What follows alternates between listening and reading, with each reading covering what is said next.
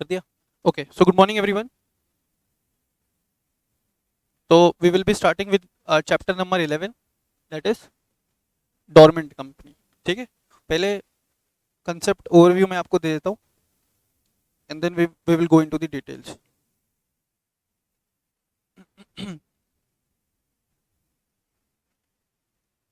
यहाँ से क्वेश्चन आया, एक क्वेश्चन आ सकता है आपको 4 मार्क्स के लिए। इस चैप्टर को करके जाइएगा, क्वेश्चन आने के चांसेस भी है और स्कोर करना भी इजी है क्योंकि बहुत इजी चैप्टर है अपने आप में। ठीक है, एक्चुअली चैप्टर ही नहीं है, एक कंसेप्ट है। क्लियर है एवरीवन? डोरमेंट का मतलब होता है, सबसे पहली बात, इनएक्टिव। डोरमेंट का मतलब क्या होता है? इनएक्टिव। डोरमेंट कंपनी, तो मोर स्पेसिफिकली डोरमेंट कंपनी से हम किसको डिनोट कर रहे हैं? Inactive company. More specifically dormant company term से अपन किसको डिनोट कर रहे हैं? इनएक्टिव कंपनीज को डिनोट कर रहे हैं। ठीक है सर, आपने बोला इनएक्टिव कंपनी, इनएक्टिव कंपनी माने? इनएक्टिव कंपनी माने इसका मतलब जो कंपनी तो है बट जिसके पास, जो कंपनी तो है बट जिसके पास there is no significant, but जिसके पास there is no significant business transactions to carry out. Company तो है बट उस कंपनी के पास कोई सिग्निफिकेंट बिजनेस ट्रांजेक्शन्स नहीं है कैरी आउट करने के लिए। और आई कैन से ऐसी companies which exist only on papers. ठीक है, such companies which exist only on papers. तो ऐसी कंपनीज को अपन क्या बोल सकते हैं? डोरमेंट कंपनी बोल सकते हैं, इनएक्टिव कंपनी बोल सकते हैं। ठीक है, ऐसी कंपनीज को अपन क्या बोलते हैं? इनएक्टिव कंपनीज बोल सकते हैं। तो कंपनी लॉ के प्रोविजंस में बोला गया है that whenever a company is incorporated, जब भी आप कोई कंपनी इनकॉर्पोरेट करवा रहे हो तो आपको इंश्योर करना पड़ेगा कि वो जो कंपनी है after its incorporation continues with the business. अगर आज मैं कोई कंपनी बनाता हूँ तो इंश्योर करना पड़ेगा मुझे कि मेरा जो कंपनी है वो रेगुलर बेसिस पे क्या कैरी आउट करे? बिजनेस ट्रांजेक्शन्स कैरी आउट करे। मैं कोई कंपनी बना रहा हूँ, कंपनी मैंने बनाया, कंपनी बनाने के बाद आई हैव टू इंश्योर कि मेरा कंपनी रेगुलर बेसिस पे बिजनेस ट्रांजेक्शन्स कैरी आउट करे। ऐसा कहाँ बोला गया? ऐसा कहाँ बोला गया? As under the provisions, under various provisions of Companies Act. बोला कि रेगुलर बिजनेस ट्रांजेक्शन्स भी कैरी आउट करना है और उन बिजनेस ट्रांजेक्शन्स का रिपोर्टिंग भी करना है। उन बिजनेस ट्रांजेक्शन्स का रिपोर्टिंग भी करना है at various point of time to various administrative authorities under the Companies Act. Is it clear? और अगर आप ऐसा नहीं करते, मान लो मैंने कंपनी तो बनाया लेकिन वो कंपनी के नाम पे कोई बिजनेस नहीं हो रहा है, कंपनी एग्जिस्ट करता है but only in papers, company कोई बिजनेस ट्रांजेक्शन्स कैरी आउट ही नहीं कर रहा है, तो उस केस में जो आरओसी है, ROC stands for registrar of company, ROC में proceed to strike off the name of the company. अगर मैंने कंपनी बनाया बट कंपनी कोई बिजनेस ट्रांजेक्शन्स कैरी आउट नहीं कर रहा है, इसका मतलब such company exist only on papers, तो ऐसे कंपनीज का नाम आरओसी अपने रजिस्टर से ऑफ कर सकता है। अगर आरओसी ने नाम स्ट्राइक ऑफ कर दिया इसका मतलब कंपनी क्या हो जाएगी? एग्जिस्टेंस से बाहर, है ना। आरओसी ने एक बार अपने रजिस्टर में, ए लड़की, अगर आरओसी ने एक बार किसी कंपनी का नाम अपने रजिस्टर से बाहर कर दिया तो उस कंपनी का existence of such company will comes to an end. Such company will lose its existence. Such company will lose its existence. कौन सी companies? whose name has been struck off, whose name has been struck off from the register of ROC. Is it clear? तो sir अभी तक आपने ये बोला कि अगर आपने कंपनी बनाई तो that company is required to carry out the business transactions on regular basis, है ना, और उसका रिपोर्टिंग भी करना रहेगा to the authorities under the Companies Act. और अगर वो ट्रांजेक्शन नहीं करती है, रिपोर्टिंग नहीं करती है, तो आरओसी उसकी कंपनी का नाम स्ट्राइक ऑफ कर सकता है। एक बार अगर आरओसी ने कंपनी का नाम स्ट्राइक ऑफ किया, इसका मतलब कि company will lose its existence, company का एग्जिस्टेंस क्या हो जाएगा, खत्म हो जाएगा। ठीक है, कंपनी का एग्जिस्टेंस खत्म हो जाएगा। अब मैंने बोला कंपनी का एग्जिस्टेंस खत्म हो जाएगा, मतलब कंपनी इस दुनिया में नहीं रहेगी। Is it clear? चलो, तो अब देखिए, but in certain cases there may be a possibility, in certain cases there may be a possibilities. क्या पॉसिबिलिटी है सर? तो देखना यहाँ पे, मान लो कि एक कंपनी है ए लिमिटेड, है ना, कंपनी है ए लिमिटेड।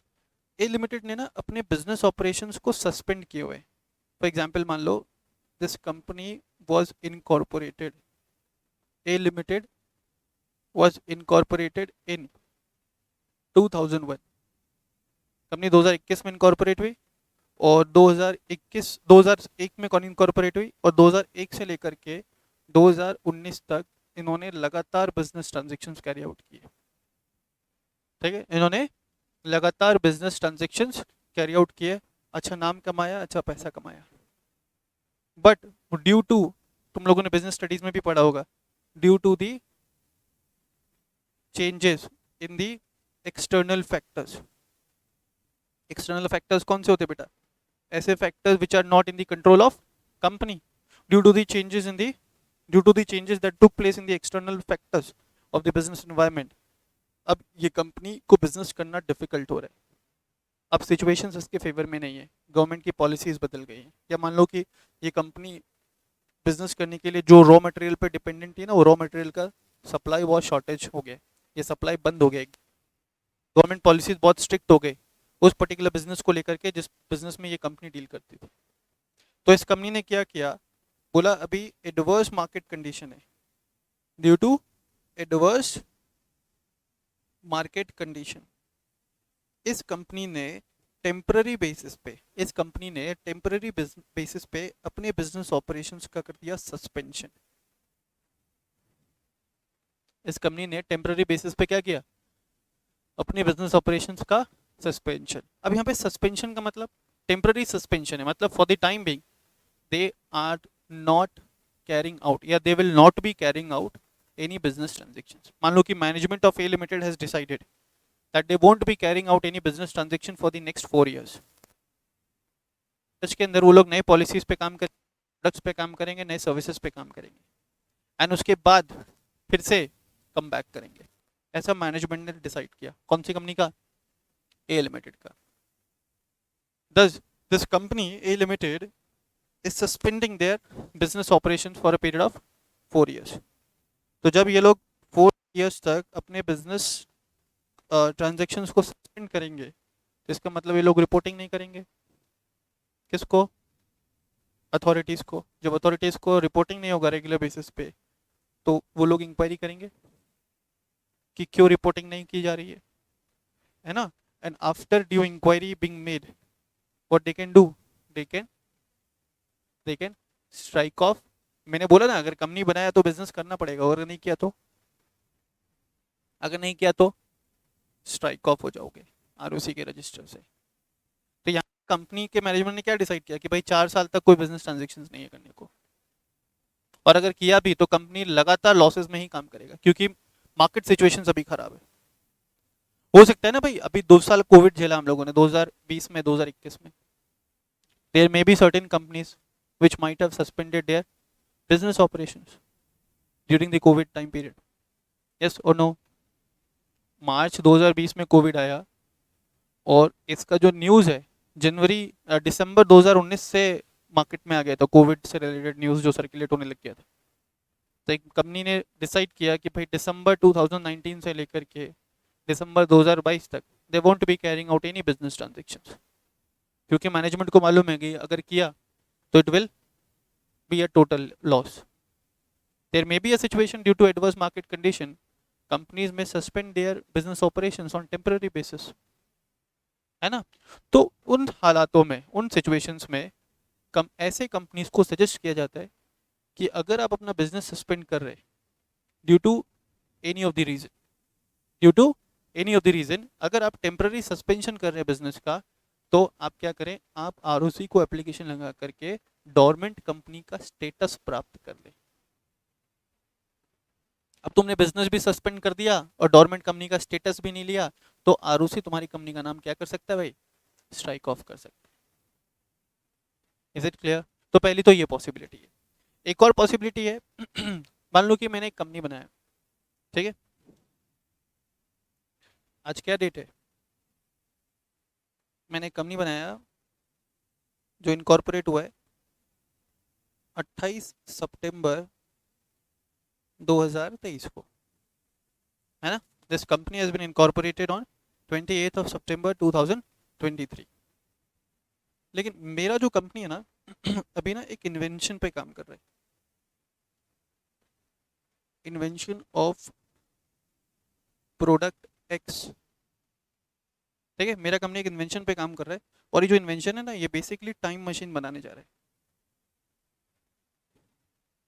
एक ऐसा डिवाइस पे बनाने जा रहा है मेरा कंपनी, जो किसी भी पर्सन को, जैसे जो भी वो डिवाइस खरीदता है ना, वो अगर अपनी डिटेल्स डालेगा तो आने वाले 6 महीने के अंदर उसके साथ क्या क्या घटनाएं घटित होंगी, वो उस डिवाइस में, डिवाइस के थ्रू उस पर्सन को पता चलने वाला है। तो it is going to be a great invention, yes और नो? ठीक है, अभी इन्वेंशन पे काम करना है और ये सारे साइंटिस्ट लोग लगे, ठीक है, और ये कंपनी के प्रमोटर्स। क्लियर? अब इन्वेंशन का मतलब क्या होता है?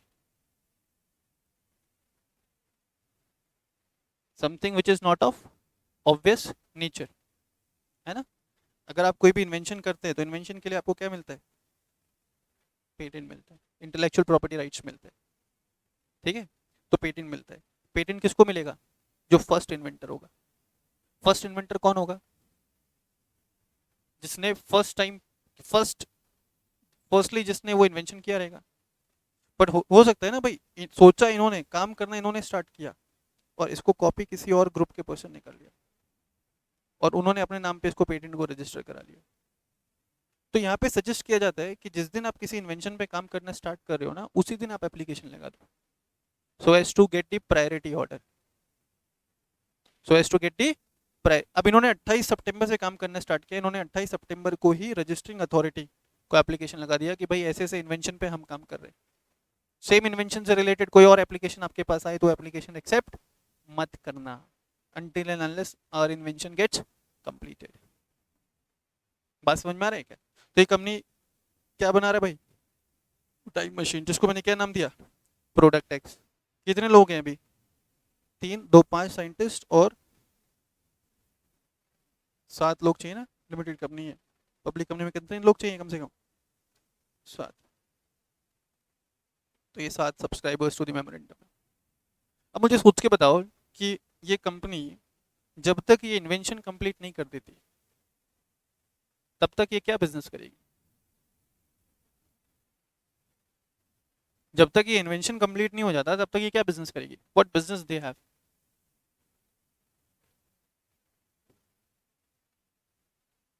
कोशिश ही करेंगे ना, प्रोडक्ट तो जब बनेगा तभी तो बिकेगा।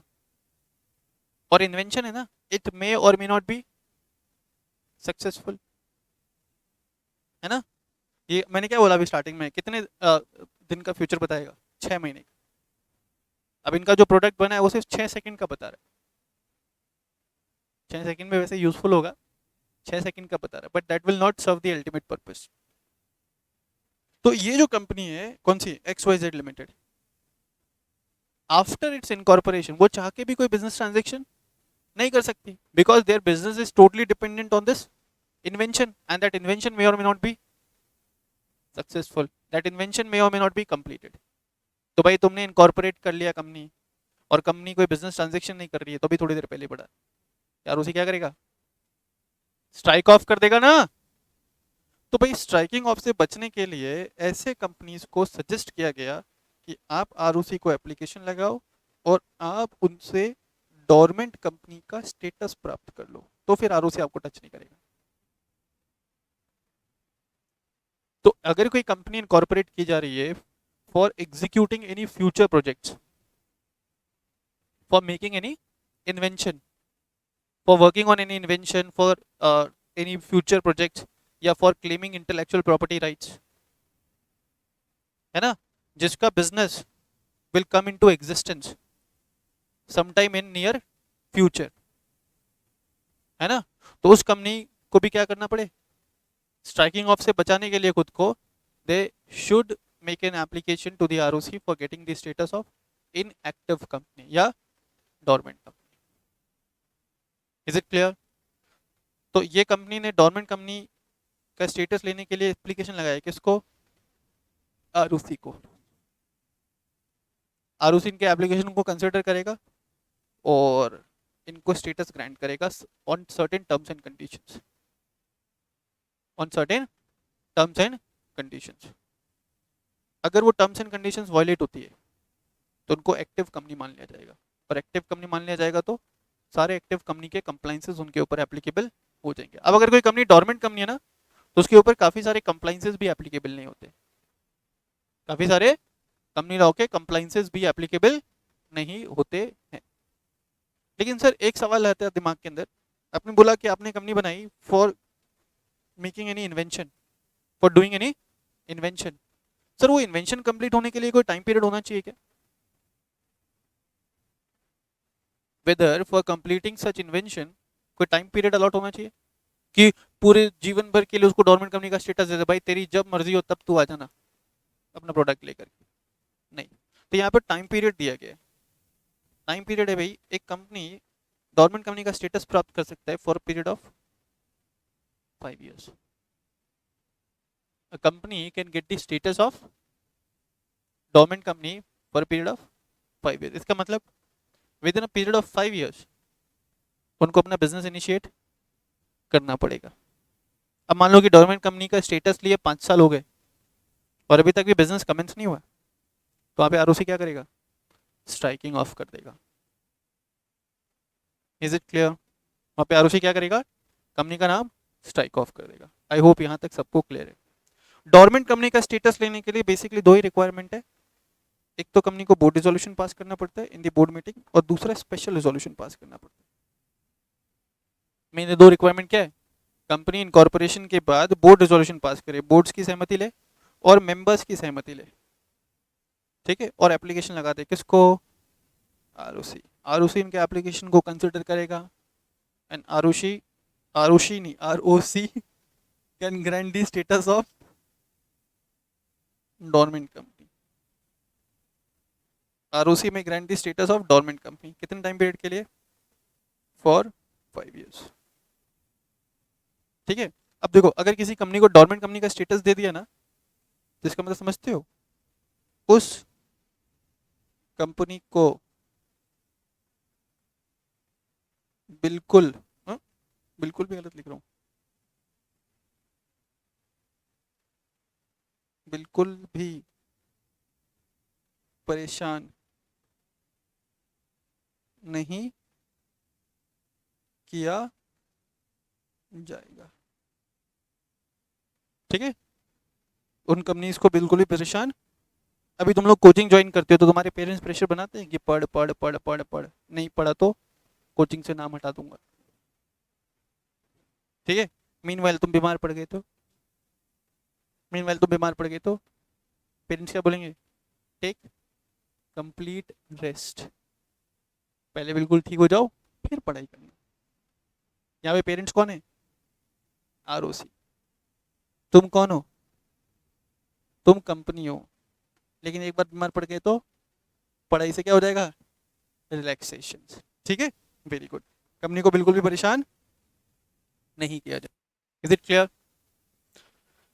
तो अभी तक जो भी समझ में आया है आपको अपने भाषा में लिख लीजिए अपने अपने नोटबुक के अंदर।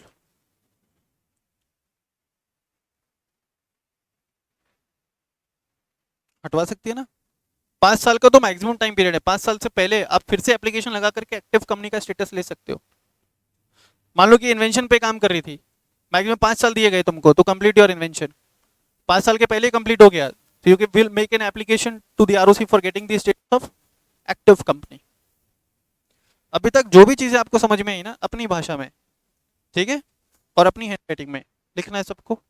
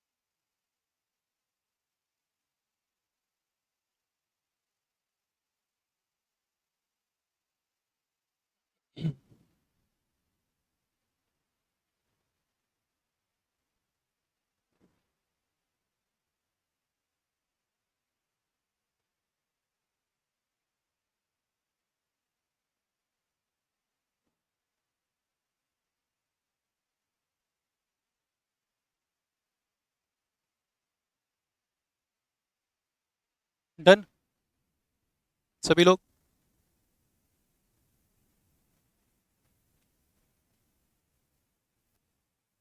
हो गया पढ़ के, लिख करके, सॉरी, हटा रहा हूं मैं, ठीक है, ओके. देखिए, come to the introduction paragraph. Screen पे देखिए. A dormant company means a company which is inactive or inoperative, that is not carrying out any business activity, and which have applied to the ROC to change its status in the ROC maintained by the said registrar in the register of companies maintained by the ROC from active company to the dormant company. A company may become dormant immediately after its registration. तो immediately after the registration normally कौन सा company लेगी dormant का status? Which are working on any future inventions या future. Immediately after its registration or of its incorporation, there are many reasons as to why a company may change its status from active to dormant. The main reason for such a change is that it gives the company the liberty to start its business activity after a few years rather than incorporating a new company at that time, thus providing cost and time advantage to the company. A company may also choose to temporarily shut down its operations due to adverse market condition, है ना, and decide to commence its operations at a future date. जिस दिन उनको business commence करना है उस दिन वो क्या कर सकते हैं, आरओसी को एप्लीकेशन लगा सकते हैं. किसका स्टेटस लेने के लिए? एक्टिव कंपनी ने डोरमेंट तो पहले ले लिया स्टेटस, अभी बिजनेस कमेंस करना है तो now they can again make an application to get the status of active company. Clear है? देखिए, Section 455 Companies Act 2013 read with Companies Miscellaneous Rules 2014 stipulates the provisions pertaining to dormant company. बोला where a company is formed and registered under this act for a future project. अगर एक company incorporate की गई है, form की गई है इस एक्ट के तहत for carrying out any future projects और टू होल्ड एन एसेट्स और इंटेलेक्चुअल प्रॉपर्टी. हमारे एग्जांपल में हम लोग क्या पेटेंट होल्ड करने के लिए कंपनी इनकॉर्पोरेट किए थे, है ना, without having any significant accounting transaction. Such company or inactive company may make an application to the ROC in such a manner as may be prescribed for getting the status of dormant company. फिर बोला dormant company कोई भी हो सकता है, public हो सकता है, प्राइवेट हो सकता है, ओपीसी हो सकता है। ठीक है, पब्लिक हो सकता है, प्राइवेट हो सकता है, ओपीसी हो सकता है। फिर तुमको इनएक्टिव कंपनी का डेफिनेशन दिया हुआ है। इनएक्टिव कंपनी ही तो एप्लीकेशन लगाएगा for getting the status of dormant company. बोला इनएक्टिव कंपनी मतलब क्या? It means a company which has not been carrying out any business or operations, or which has not made any significant accounting transactions during the last 2 financial years। अब यहाँ पे जो significant accounting transactions देखो, हो सकता है कि एक कंपनी ने अकाउंटिंग ट्रांजेक्शन्स किए, जितने भी स्टाफ या एम्प्लॉयज़ वगैरह आते हैं ना, उनके चाय पानी पे पैसा खर्च किया, उनके ट्रैवलिंग पे पैसा खर्च किया, ऑफिस का रेंट पे किया, इलेक्ट्रिसिटी बिल पे किया। ठीक है, ये सारे ट्रांजेक्शन्स रिकॉर्ड किए, क्या सिग्निफिकेंट बिजनेस ट्रांजेक्शन्स है? नो। या कंपनी ने स्टैट्यूटरी पेमेंट्स किए। स्टैट्यूटरी पेमेंट मतलब डॉक्यूमेंट फाइलिंग का जो पेमेंट होता है आरओसी को या डिफरेंट अथॉरिटीज के पास जो पेमेंट्स है वो कंपनी ने पे किए over a period of time. क्या ये सिग्निफिकेंट बिजनेस ट्रांजेक्शन है? नहीं। सिग्निफिकेंट बिजनेस ट्रांजेक्शन का मतलब यहाँ पे क्या, किसको डिनोट कर रहा है? सेल और परचेज ऑफ एनी गुड्स और सर्विसेज, है ना। इट शुड इंक्लूड सेल और परचेज ऑफ एनी गुड्स और सर्विसेज।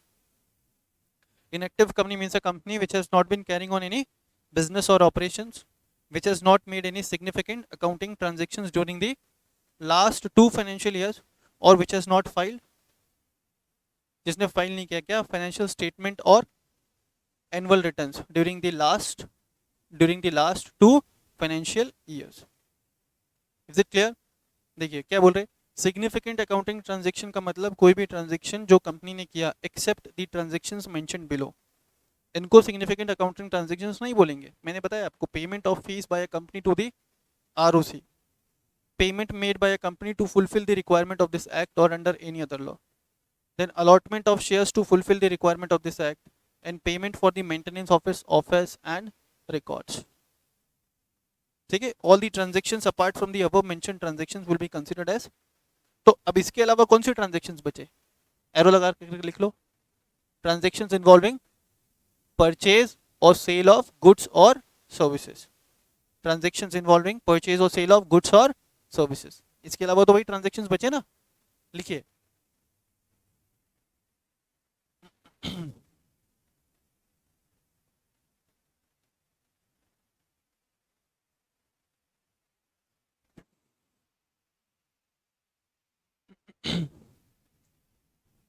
डन। देखिए,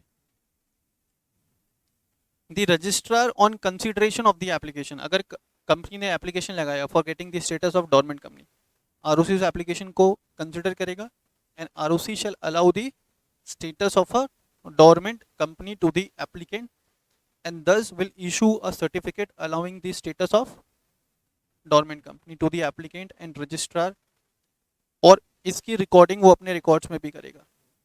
ठीक है, dormant company shall have a minimum number of 3 directors अगर वो पब्लिक कंपनी है, एंड 2 अगर वो प्राइवेट कंपनी है। ओपीसी है तो कम से कम उस डोरमेंट कंपनी में भी एक डायरेक्टर होना चाहिए। फर्दर उसको सारे डॉक्यूमेंट्स और एनुअल फीस फाइल करने पड़ेंगे, किसको, आरओसी को। ठीक है, फिर यहाँ पे बोला कि डोरमेंट कंपनी कभी भी चाहे तो क्या कर सकती है, फिर से एप्लीकेशन लगा करके एक्टिव कंपनी का स्टेटस ले सकती है। मैक्सिमम डोरमेंट कंपनी का स्टेटस कितने समय के लिए दिया जाएगा, for a period of 5 years। Is it clear सबको? Next, advantages of dormant company. मुझे बताओ डोरमेंट कंपनी स्टेटस लेने का क्या एडवांटेज है? ये कोई पढ़ने की चीज है? सर ने वैसे इतनी सारी चीजें बता दी, बताओ क्या क्या एडवांटेजेस है डोरमेंट कंपनी का स्टेटस लेने का?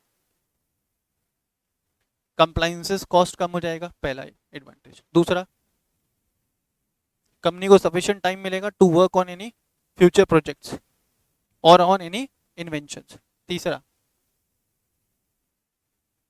एडवर्स मार्केट कंडीशन में कंपनी अपने बिजनेस को फिर से रीअरेंज कर सकता है, रीस्ट्रक्चर कर सकता है, फिर से ठीक कर सकता है ना।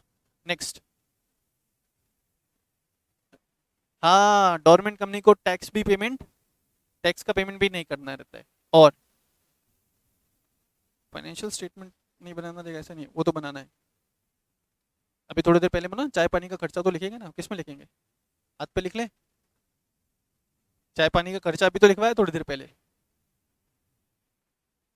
हाँ, अब डायरेक्टर लोग 5-5 हज़ार रुपए की चाय पी रहे हैं रोज, 10-10 हज़ार रुपए का ब्रेकफास्ट हो रहा है, 2-2 लाख रुपए का डिनर कर रहे हैं। ये सब तो लिखना पड़ेगा ना बेटा। आगे और क्या फायदा हो सकता है बताइए?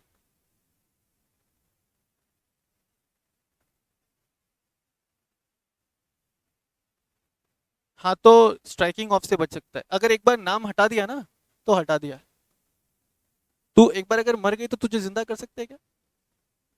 तो नहीं, गलत बोला ना।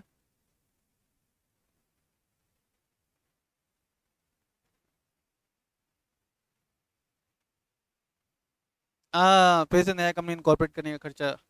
अच्छा अच्छा, वेरी गुड वेरी गुड। ठीक है, तो ये कुछ फायदे हैं किसके? बोलिए बोलिए बोलिए। किसके फायदे हैं?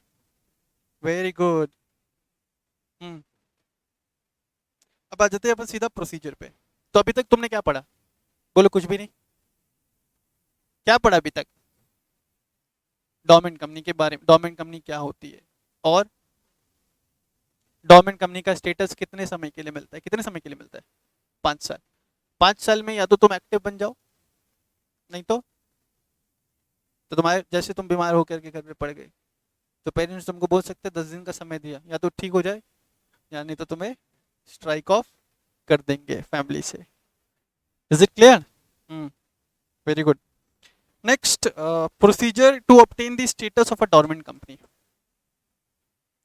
और पढ़ने वाले हैं प्रोसीजर, तो जहाँ पे प्रोसीजर वाला पैराग्राफ है ना, आप सिर्फ दो कंप्लाइंसेस लिख लीजिए, ये तो सर बच्चों को याद होना चाहिए। लिखो BR+SR। BR+SR।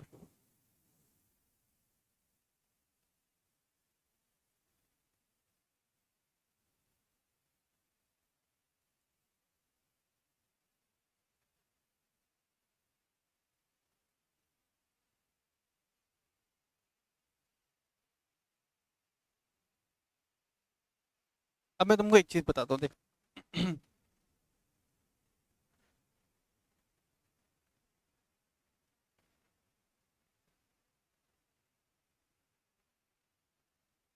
Dormant company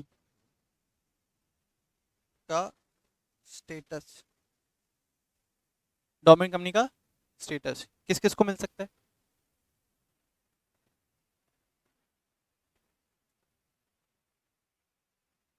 very good. ने बोला पब्लिक, प्राइवेट और OPC। बहुत अच्छी। ये मिल सकता है एक company which is already in existence, a company which is already in existence, उनको मिल सकता है स्टेटस। दूसरा, न्यूली इनकॉर्पोरेटेड कंपनी, इसको भी मिल सकता है। एक कंपनी जो बहुत लंबे समय से एग्जिस्टेंस में है, उनको ये स्टेटस दिया जा सकता है। प्लस एक कंपनी जो न्यूली इनकॉर्पोरेटेड है, उनको भी ये स्टेटस दिया जा सकता है बाय द ROC। अब मान लो कि एक कंपनी है A लिमिटेड, सुना ध्यान से। It has been incorporated in the year 2005। We are in the year, हम कौन से साल में जी रहे हैं अभी? वेरी गुड, सबको पता है। बहुत अच्छे। तो 2005 में कंपनी इनकॉर्पोरेट हुई, अभी 2023 चल रहा है, कितने साल हो गए इस कंपनी को बिजनेस करते हुए? 180 साल। अच्छा, 18 ईयर्स। 18 ईयर्स हो गए, वेरी गुड। तो इन 18 साल में इस कंपनी ने ना जम के फ्रॉड्स किए। कंपनी ने क्या किया है? जम के, मैं लिख देता हूँ, जम के फ्रॉड्स। ठीक है। इन 18 साल में इस कंपनी के बहुत सारे वर्कमेंस के सैलरीज ड्यू हैं।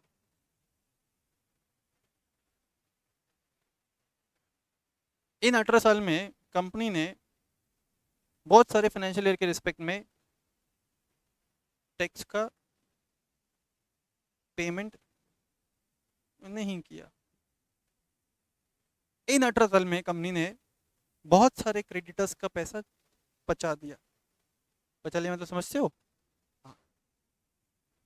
इन सब कारणवश इस कंपनी के अगेंस्ट इन्वेस्टिगेशन चल रहा है। कंपनी ने जम के फ्रॉड किया है ना, अपने एम्प्लॉयज़ को सैलरी नहीं दिया, टैक्स का पैसा नहीं भरा, क्रेडिटर्स को डिफॉल्ट किया, ठीक है। और इस इन कारणवश कंपनी के अगेंस्ट क्या चल रहा है? इन्वेस्टिगेशन। मान लो ये ऐसा भी हो सकता है कि पब्लिक से पैसा लिया किसी नाम पे, डिपॉजिट के नाम पे, जो नहीं रिपे किया है, वो सब आउटस्टैंडिंग है, पूरा झोल करके रखा है। कौन सी कंपनी ने? ए लिमिटेड ने, पिछले पिछले 18 साल से। ठीक। अब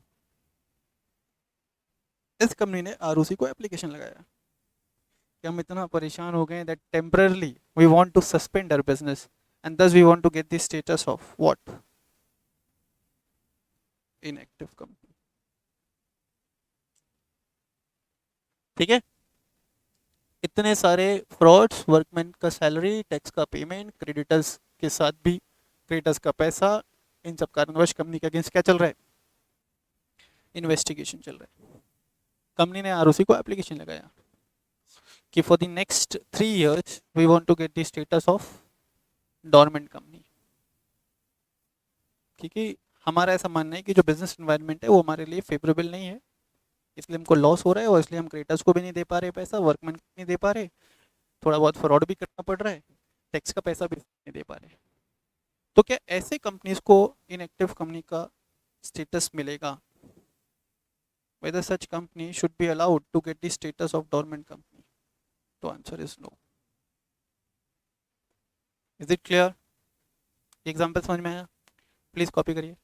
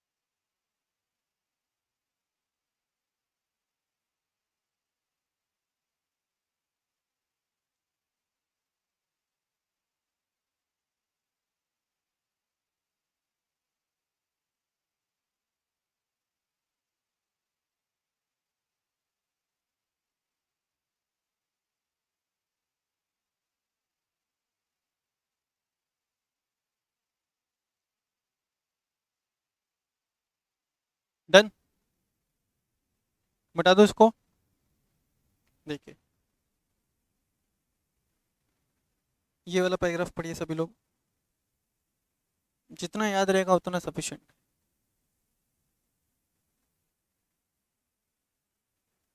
इन कंपनीज को डोरमेंट कंपनी का स्टेटस नहीं मिलेगा अगर किसी कंपनी के अगेंस्ट क्या चल रहा है? इंक्वायरी चल रहा है, इन्वेस्टिगेशन चल रहा है, इंस्पेक्शन चल रहा है, किसी कंपनी के अगेंस्ट प्रोसिक्यूशन स्टार्ट हो गया है, किसी कंपनी ने पब्लिक से डिपॉजिट लिया, पब्लिक से पैसा डिपॉजिट लिया और उसको रिपे नहीं किया, कंपनी के अगेंस्ट कोई आउटस्टैंडिंग लोन है जिसका रिपेमेंट कंपनी ने नहीं किया है, ठीक है।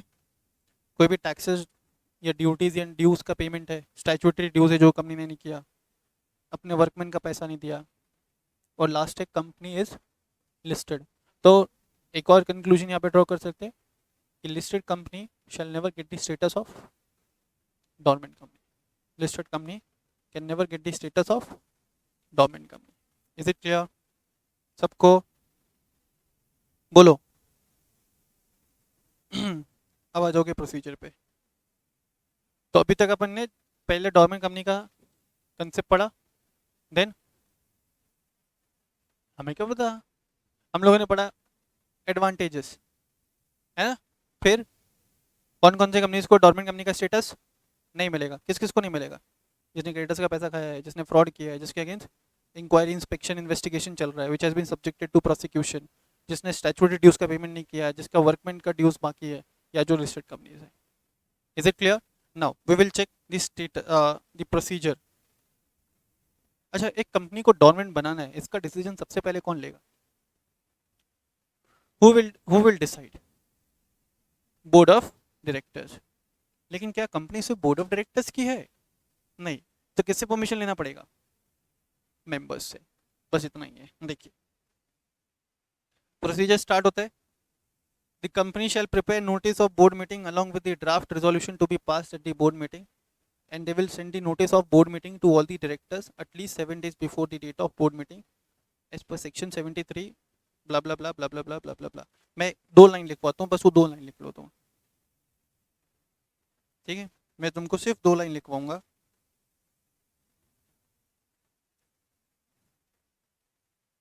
ठीक है, write down. Pass board resolution in the board meeting of the company।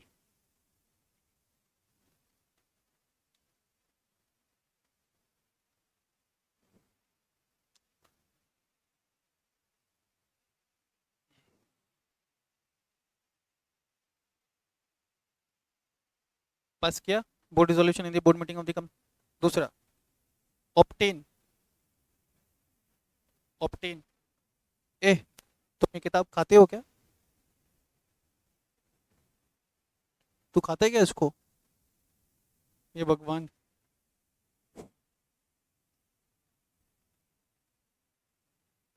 Binding कराएगा? अबे पेजेस उड़ा दी तूने, क्या बाइंडिंग कराएगा इसको? तेरी ऐसी हालत कर दी जाए तो।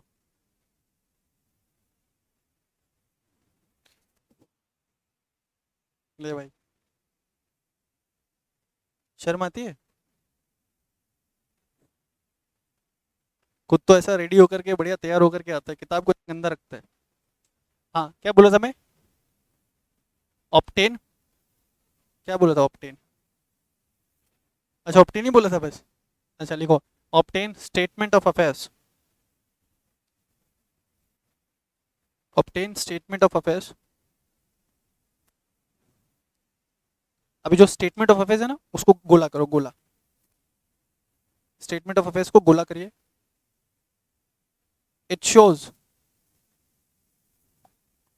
The financial position of the company. Statement of affairs of the company will show the financial position of the company। तो पढ़ा तुमने, the company shall obtain statement of affairs from the auditors of the company। the company shall obtain statement of affairs from the auditors of the company। और statement of affairs क्या show करेगा? Company का financial position. दूसरा, next लिखिए, next line. Hold general meeting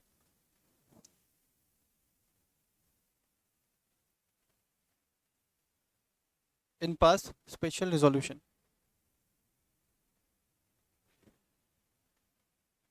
special resolution जहाँ लिखा ना, वहाँ ब्रैकेट में लिखना 3/4 share holder in value. 3/4 share holder in value. 3/4 share holder in value must give their consent.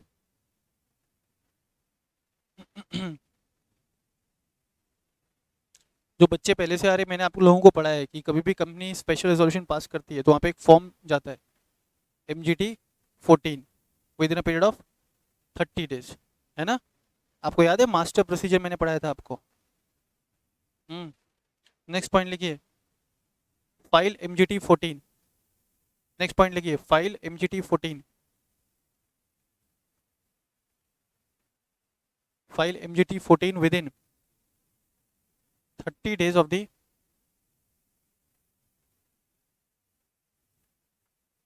passing of special resolution।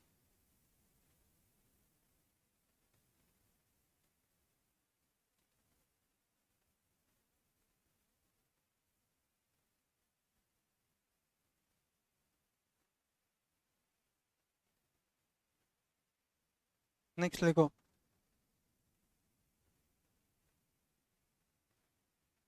File form MSC1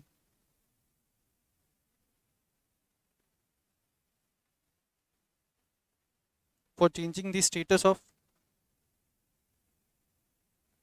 company.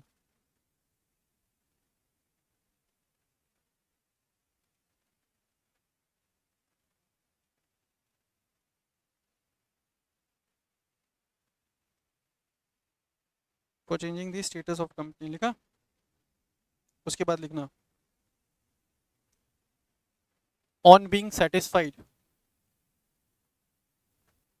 on being satisfied with the merits of the application, on being satisfied on the merits of the application,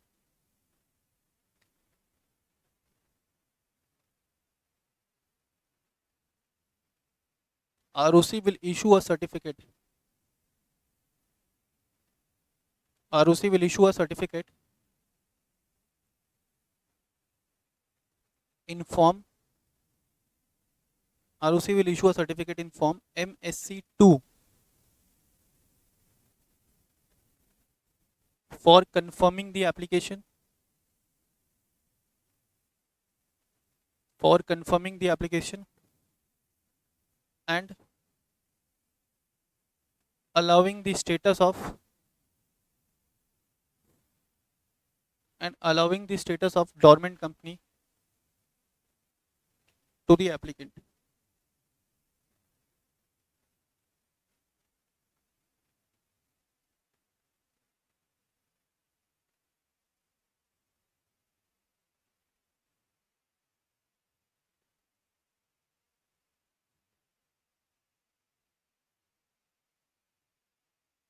ठीक है,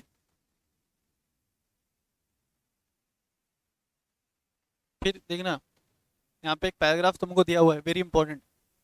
when ROC shall change the dormant company to the active company, where a dormant company does or omits any act mentioned on the grounds of application for status, for obtaining the status of dormant company, and such act or omission affects its status. मतलब ROC ने जब आपको status grant किया था dormant company का, that status was granted subject to the fulfillment of certain terms and conditions. अगर company ने क्या किया, उन टर्म्स एंड कंडीशंस का वायलेशन, तो वहाँ पे ROC क्या कर सकता है, डोरमेंट कंपनी का स्टेटस, डोरमेंट कंपनी का स्टेटस कैंसिल कर सकता है.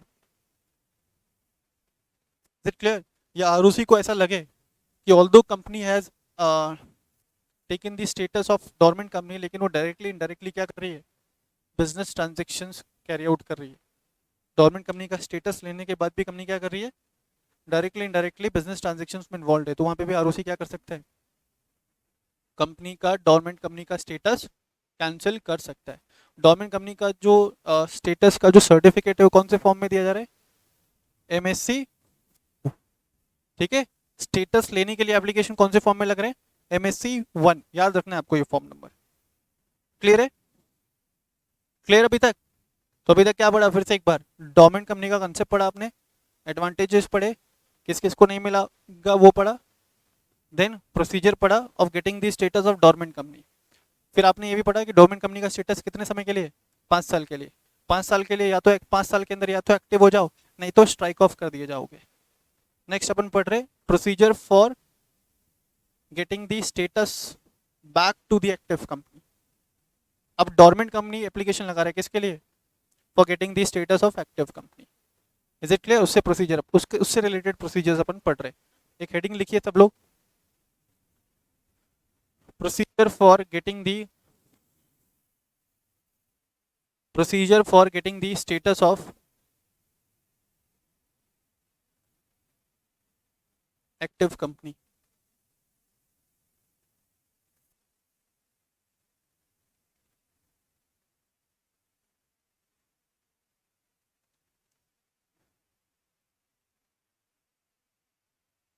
ठीक है, write down this point. Hold a board meeting and pass board resolution.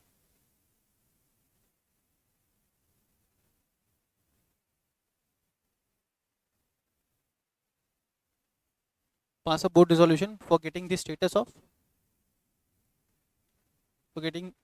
of active company.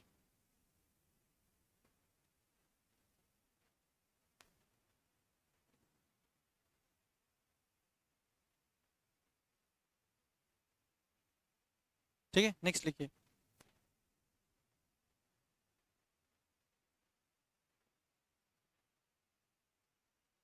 A return in form MSC3. A return in form MSC3 shall be prepared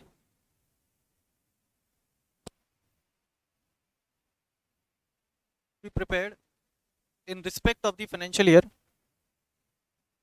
shall be prepared in respect of the financial year in respect of the financial year in which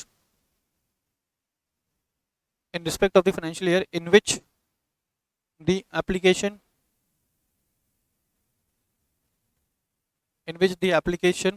for obtaining the status of active company is being filed.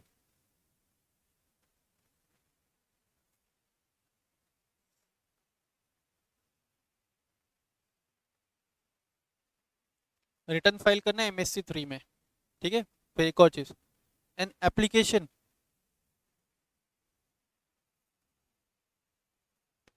in form MSC4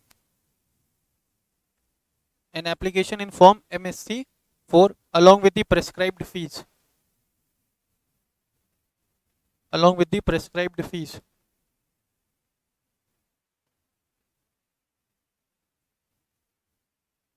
shall be filed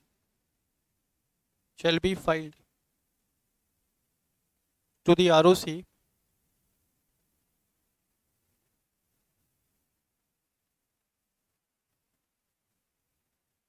for getting the status of active company. जिस financial year में application लगा रहे हैं उस financial year के respect में MSC4 file करेंगे ROC को for getting the status of active company. ठीक है. अच्छा, डोरमेंट कंपनी का स्टेटस कौन से फॉर्म नंबर में इशू कर रहा था? कौन? MSC2. फिर एक्टिव कंपनी का स्टेटस ROC इशू करेगा इन फॉर्म MSC5. ठीक है, लिखिए next line. The ROC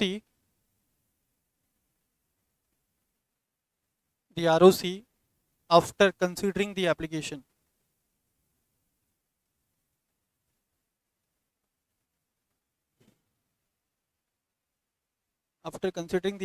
filed for obtaining the status of the active company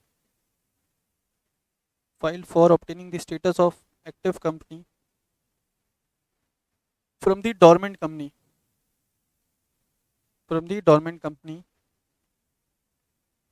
shall issue a certificate in form MSC5 allowing the status of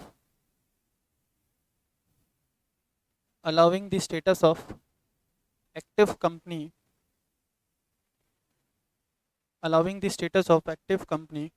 to the applicant.